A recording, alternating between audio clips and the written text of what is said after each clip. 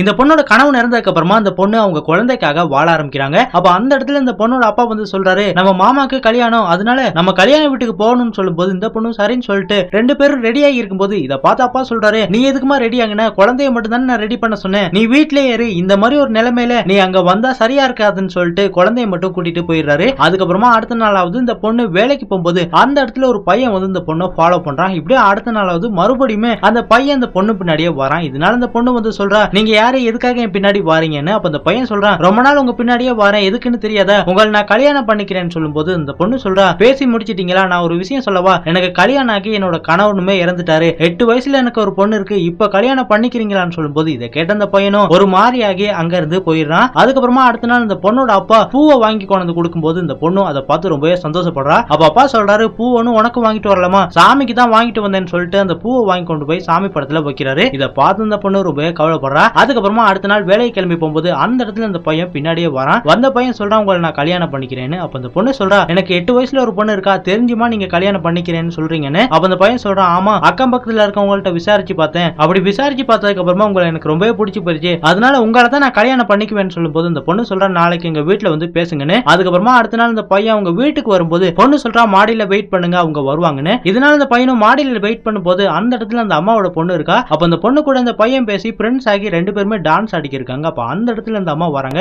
உடனே பையன் சொல்றான், என்ன மன்னிச்சிருங்க, உங்க பொண்ணு தான் டான்ஸ் ஆடினாங்க, அதனாலதான் நானும் ஆடணும்னு சொல்லும்போது அந்த அம்மா சொல்றாங்க, என் பொண்ணுக்கு பிடிச்சிருக்கான்னு சொல்லி பார்க்கத்தான் உங்களை மாடிக்கே அனுப்புனேன், ஆனா என் பொண்ணுக்கு உங்களை பிடிச்சி போயிருச்சு, அதனால எங்க அப்பா கிட்ட நான் பேசிட்டு முடிவை சொல்றேன்னு சொல்லிட்டு அந்த பையனை வந்து அனுப்பி வைக்கிறா. அதுக்கப்புறமா அவங்க அப்பா கிட்ட வந்து சொல்றா, அப்பா எனக்கு ஒரு பையனை பிடிச்சிருக்கு, நான் கல்யாணம் பண்ணிக்கவான்னு. இதை கேட்டோன்னு அப்பா, நீ என்னமா பேசுற, நம்ம சொந்தக்காரவங்களுக்கு எல்லாம் தெரிஞ்சா காரை துப்பிடுவாங்க, உன்னோட கனவு நேரத்தை 2 மாசம் தான் ஆனிச்சு, அதுக்கடையில உனக்கு இன்னொரு கல்யாணம் தேவைப்படுதான்னு சொல்லி இந்த பொண்ணை வந்து தப்பா பேசுறாரு. இதனால இந்த பொண்ணுமே ரொம்பவே கவலைப்படுறா. இப்படியே அடுத்த நாளாவது இந்த பொண்ணு அவங்க குழந்தைய கூட்டிட்டு அப்பா கிட்ட வந்து சொல்றா, இனிமே இந்த வீட்டுல நான் இருக்க போறது இல்ல, அதனால இந்த வீட்டை விட்டு நான் போறேன்னு சொல்லும்போது அப்பா சொல்றாரு, இன்னொரு கல்யாணத்துக்கு ஆசைப்பட்டு வீட்டை விட்டு போறேன்னு சொல்றியே, நீ மட்டும் கல்யாணம் பண்ணா சொந்தக்காரவங்க எல்லாம் நம்மள காரி துப்புவாங்க, நம்ம குடும்பம் மானமே போயிருமான்னு சொல்லும்போது இதை கேட்ட இந்த பொண்ணு சொல்றா, சொந்தக்காரவங்களை பத்தி பேசுறீங்களே, எப்பயாவது என்ன பத்தி யோசிச்சு பாத்தீங்களா, என்ன பத்தி யோசிச்சிருந்தா அந்த குடிகாரனுக்கு என்ன கட்டி வச்சு இப்படி ஒரு நிலைமைக்கே நான் வந்திருக்க மாட்டேன், அதனால இனிமே என் விஷயத்துல நீங்க தலையிடாதீங்கன்னு சொல்லிட்டு இந்த பொண்ணு குழந்தைய கூட்டிட்டு அந்த பையன் கூட அங்க இருந்து போயிடுறா.